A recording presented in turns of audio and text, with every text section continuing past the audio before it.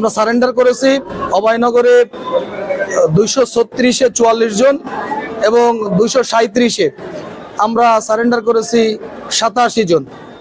মোট হচ্ছে ওখানে আমরা সারেন্ডার করেছি। আর আমাদের যশোরে একটি মামলা জিআর 960, এই জিআর 960-এ আমরা আজকে সারেন্ডার করেছি 22 জনকে। এই তিনটি মামলাই একই নেচারের মামলা। মামলা তিনটিতে দেখা যায় যে হচ্ছে পেনাল কোড সেকশনের সাথে বিস্ফোরক আইনের যে মামলা দিয়েছে। আপনারা জানেন 2018 সালে ঘটনা উল্লেখে মামলা হয়েছে। 2018 সালে ঘটনা উল্লেখে যে মামলা হয়েছে সেই মামলায় কোনো জব্দ তালিকা নাই, সিজার লিস্ট নাই। এভিডেন্স অ্যাক্টের 80 মতে প্রাসঙ্গিক দলিল হিসেবে মামলা সবচেয়ে গুরুত্বপূর্ণ সেটি হচ্ছে যে জব্দ তালিকা।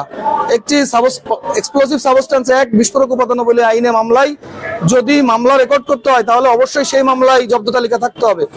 পুলিশ যে মামলা করেছে সেই মামলায় রেকর্ড হয়েছে, সেই মামলায় কোনো জব্দ তালিকা নাই।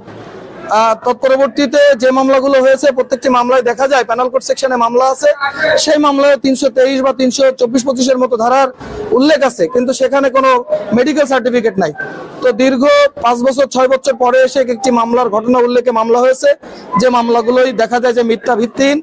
আমরা এই মামলায় আমরা সারেন্ডার করেছি, যেহেতু বিস্ফোরক উপাদানাবলী আইন থাকার কারণে মামলায় আমাদেরকে জামিন প্রদান করে নাই বিজ্ঞ judicial magistrate, senior judicial magistrate. আমরা এই মামলায় জজ কোর্টে যাব। আমরা আশা করি, প্রত্যাশা করি ন্যায় বিচার পাবো।